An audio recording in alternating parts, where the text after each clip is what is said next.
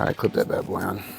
All right, today I have my abnormally tall friend, Cody, the other Cody. This is big Cody, I'm little Cody. How tall are you? 6'5". 6'5", very large human. He is, I would consider a hybrid athlete. I think you would consider yourself a hybrid athlete too. What's the longest you ran, like longest race? 34 miles. Crazy, 34 miles. So marathons, he does Brazilian Jiu-Jitsu, ex-CrossFit, used to compete in MMA as well. He's done it all. He's an amazing human being, and he's really tall. He's gonna embark down a physique journey soon. So we were putting on some mass, I was taking over his training, now he is getting ready for another race, which is the, April. How long is that one? 32 miles. We've shifted his training a little bit so he can prep for that. Once that's done, we're setting our eyes on a stage date, which I believe is already set, right? November 2nd is, I believe it's the show you did last year. Yep. Yeah.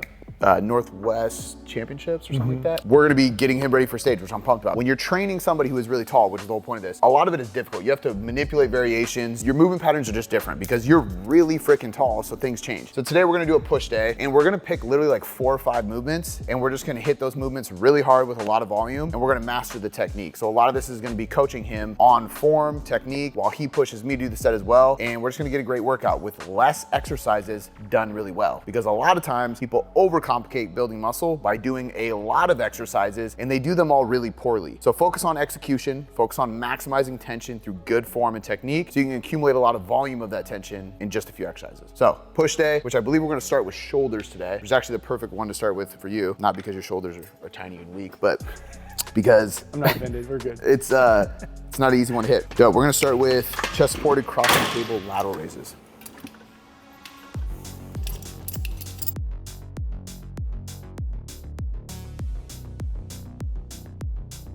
You're gonna lean against the chest pad, which removes all ability to use momentum. The reason I like using something like this is because, number one, I can't use momentum to swing around. When we're looking at muscle growth, with muscle growth, if I'm isolating something, the stability of the bench allows me to do nothing but apply tension on my shoulders. I don't have to worry about core stability, about balance, about anything else. I just lateral raise and isolate the delts, and that's the whole point of it. One thing people don't realize oftentimes too is that the longer your limb, the more range of motion you typically have. It doesn't make you necessarily more flexible because it's all relative to your total height, limb length, so on and so forth, but there's gonna be more duration, more time under tension, which makes things more difficult.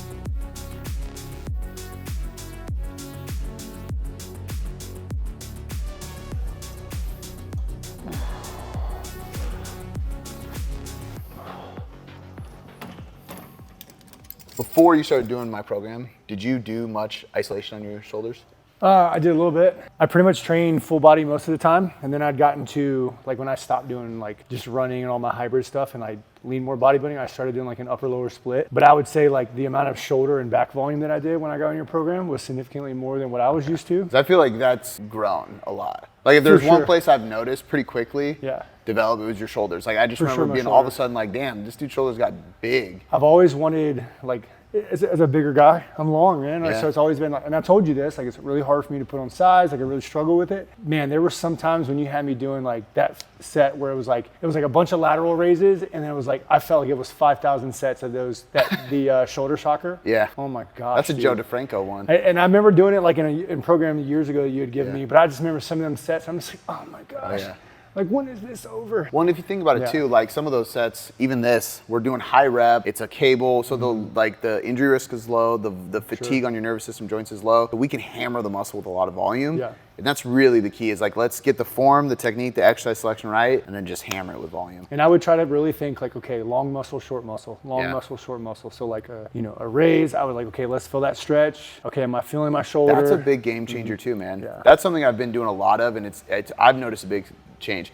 But the cool thing about shoulders too is, like you said, it's like the Dorito, right? Yeah. But it instantly makes you look way bigger in everything you wear and everything you do, because your shoulders just cap off and give you that like big look. It was like 3 or 4 weeks in when people started noticing, like, dude, you're like looking good. Let's like, go. These guys. I love that. Yeah. There's nothing better than that, dude.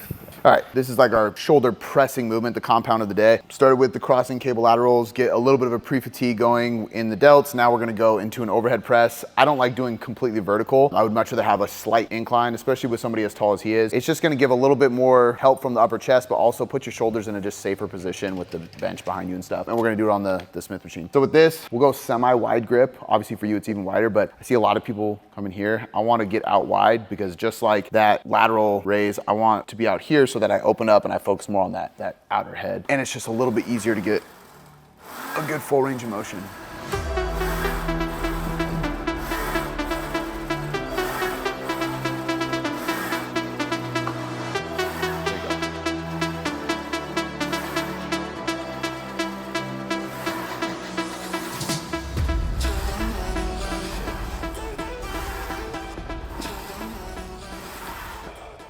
And the reason we're going out wide too is like, if you think about the angle of his arms, his shoulders, everything, we're also getting that external rotation, almost like a face pull.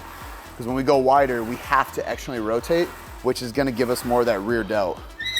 So what we really wanna focus on here is lateral and rear delt more than anything. Of course, front delt, that's great, but you're gonna get that from any type of pressing. And that's also the most likely area to cause bicep tendon issues, anterior glide of the scapula, which is gonna create tension and issues with the pec. If we go wide and we get that vertical position with our arm here and that 90-degree angle in their elbow, we're getting way more rear delt just from that face pull motion, right? And then we're getting in a full range of motion. This is why, like, remember people used to do behind the neck presses? Not many people do it anymore, but if you remember doing those, your rear delts and your traps just lit up.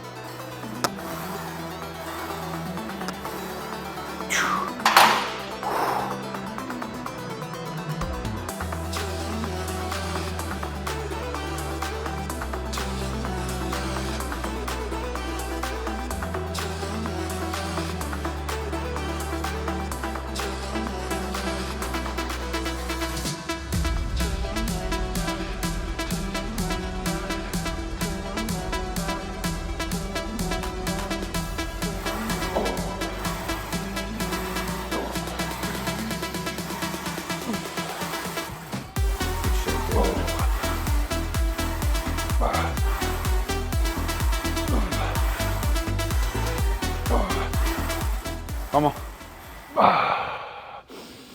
The perfect example of a proper, like if somebody's doing their reps in reserve, their RIR properly, and reaching that effort threshold, your last rep should be significantly slower than your first rep. So one of the ways I critique clients when they send me videos of their training during a weekly update, and I'm trying to look to see if they're pushing it hard enough, is I watch the cadence. So I can see their video playing and I look at the time and I see how long each rep takes. And if their last rep takes the same duration of time as their first rep does, they're not going hard enough. Your tempo should slow down significantly. So my last rep should take twice as long because I'm struggling to finish it. I could maybe get another rep, but if I'm not struggling a little bit on the last rep, I don't think that rep's not to the point, close enough to failure to where you're gonna get a lot out of it basically. But this is gonna be like a fly press. So it's almost like the motion is a fly in the sense that I want to go wide and get a big stretch, but I am going to bend my elbows enough to where I have the assistance of it being like an actual press to get out.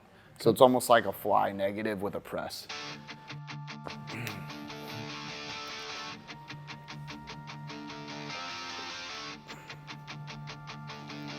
And we can go heavier for sure.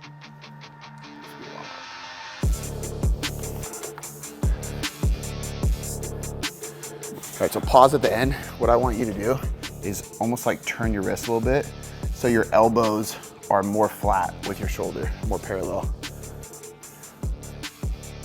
Much better. Otherwise, it gets into this like rotating pattern, which will cause a lot of stress on the joint. But now he's parallel, right? Everything is basically parallel with his shoulders to his elbows, almost completely flat.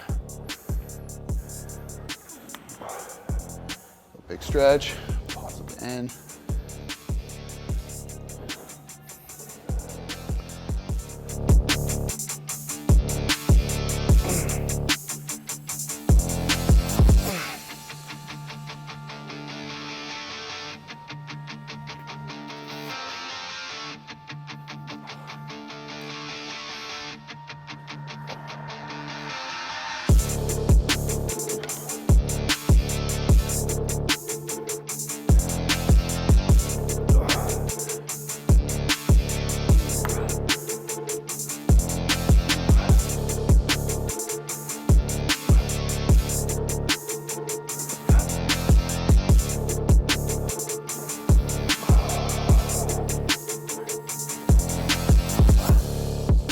All right, now we're going into a slight incline dumbbell press. So damn near flat, but we're gonna have a little bit of an incline. We're gonna basically do kind of like a ladder style set. We'll go 8 to 10 reps with a slightly heavier load, and then we'll go like 12 to 15 and then 15 to 20. So we're gonna do 4 sets. The first 2, easy rest. The last 2, we're just gonna like basically do drop set. Okay. So we'll pick 2 weights, I'll do it, then you'll hand me the next ones, and then I'll go again, and then vice versa. Okay.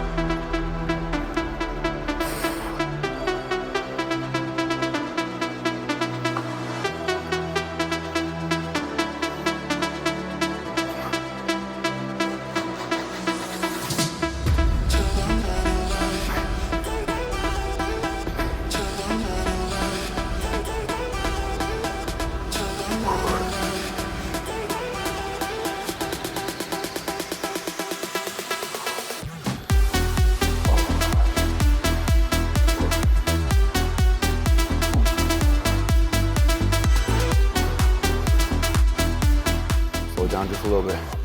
There you go. The punch. Good shit.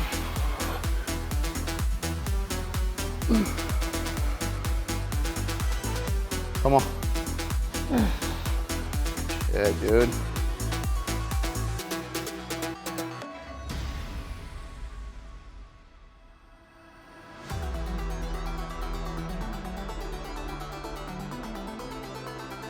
Good shit, dude.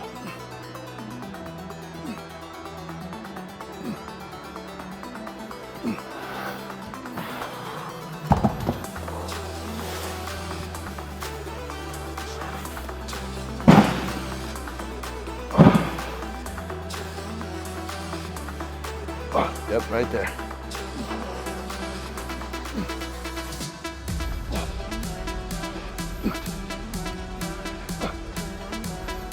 Wrap it out, come on.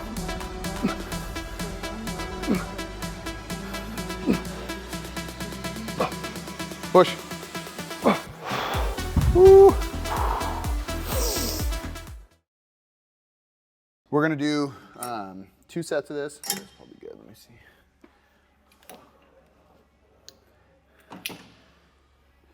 Each set is 3 sets, it's like a cluster. So you're gonna go 5, 5, 5. I'm gonna pull the pin each one. So basically the cable's gonna be over here, that way we get a big stretch, and I'm almost like a 2-arm, but just one single arm. So I'm gonna go 5, racket, you'll drop 20 pounds, 5, racket, drop 20 pounds. Okay. And then I'll do the other arm. If it's at 80, we'll go 80, 60, 40. Okay.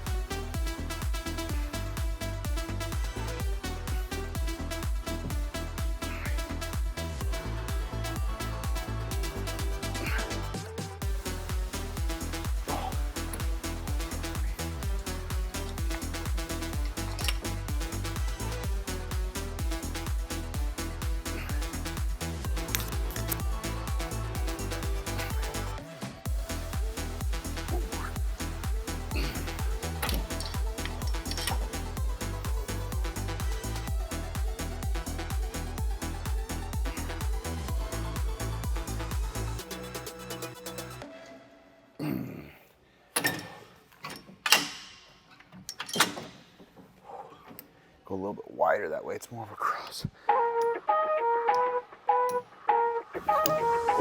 So I want him getting that elbow or that hand all the way forward, because if his elbow has more elbow bend at the top, he's gonna get more stretch on that pause. And then if he pulls his shoulder back at the bottom at the other end, he's gonna get more of a shortening. All we're trying to do here is maximize the stretch and the shortening of every movement. That shortening of the muscle is gonna contract it, bring blood flow into it. You're gonna feel more of the pump, but the stretch is more important when it comes to actual growth of the tissue. So everything we do is like, how can we manipulate the range of motion or the angle in order to maximize the contraction, the shortening at the bottom, and then that stretch at the top.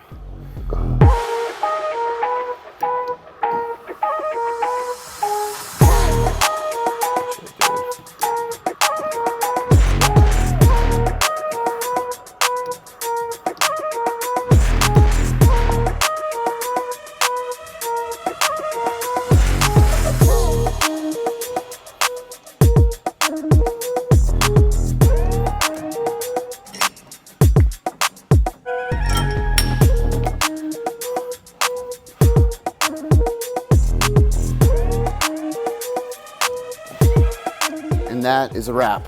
5 exercises, brutal workout, really just trying to simplify things, perfect technique to maximize tension so you can do a lot of volume with low joint stress. I feel like that was like the biggest takeaway of the session, which has worked tremendously in my training. It's been cool to put him through this kind of training too, because he is somebody who has not dove deep into the bodybuilding side of things. So being able to manipulate it and see fast results and also him feeling so good in the training is just a testament to this style really, really working. So take the exercises, take the tips, go do the training session. Comment below if you have any questions about what we did, or if you try it, let me know how it was. Any questions I can answer for you. Like the video, subscribe to the channel. We'll catch you next time.